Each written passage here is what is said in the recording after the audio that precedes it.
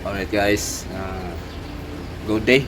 Ito na naman, may inibinto naman tayo. May troubleshoot naman tayo na lead.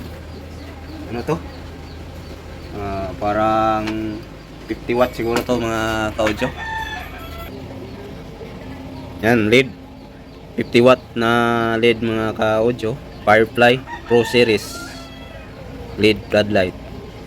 FFL 1050DL/G. 50 watts siya.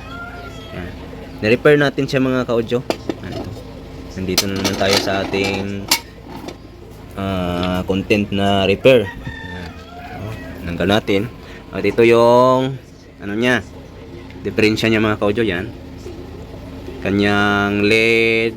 Ito to. Starter. Yan. Ang tawag dito. Nasunog yung dalawang parts dito mga ka-audio. Yan. Hindi na focus yung camera natin. Iwan ko parang ano to, diode siguro to mga ka-audio. Hindi ka ako kabisado sa mga LCD kasi. Yan, dalawa siya nasunog. Yan. Kaya ang ginawa ko, pinalitan ko ng bago. Ganito. 50 watts siya, ngunit maliit lang siya sa online. Nasa Lazada yata mga ka-audio. Yan. Na-install ko na. Hindi ko na videohan kanina dahil akala ko palpak yung ginawa ko. Yan. Pero tinatry ko, okay pala. Yan. Papakita ko sa inyo mga ka-audio. I-try natin. Yan. Saksak natin mga ka-audio. Ito yung ginamit natin. Naka-attach na dyan. Yan. Mga ka-audio. Yan. Yan si 50 watt na Firefly lead paglight. Yan. Yan. I-saksak na natin mga ka-audio sa kanyang AC. Yan. Umilaw na siya. Ayos. Success yung ginawa natin. Ang lakas.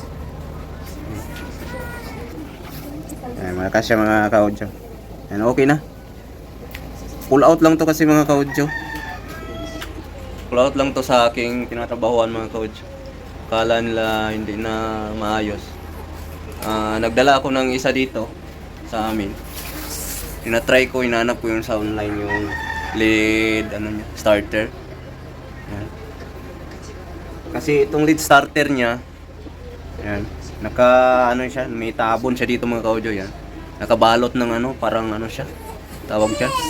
Basta parang rubber yata mga ka-audio. Yan.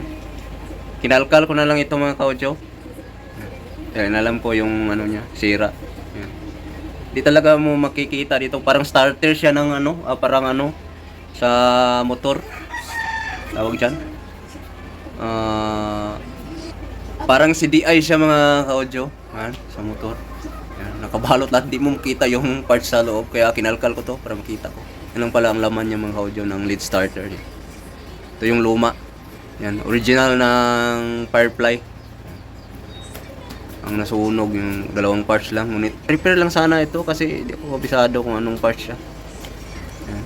I-discover ko pa to mga ka-audio para hindi na tayo bumili ng bagong lead starter sa susunod nating trouble. At yan lang mga ka-audio. Hanggang dito lang ako.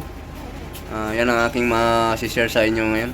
I hope nakapagbigay ako ng dagdag kaaralan sa inyo dyan. Hanggang dito lang ako. Bye bye.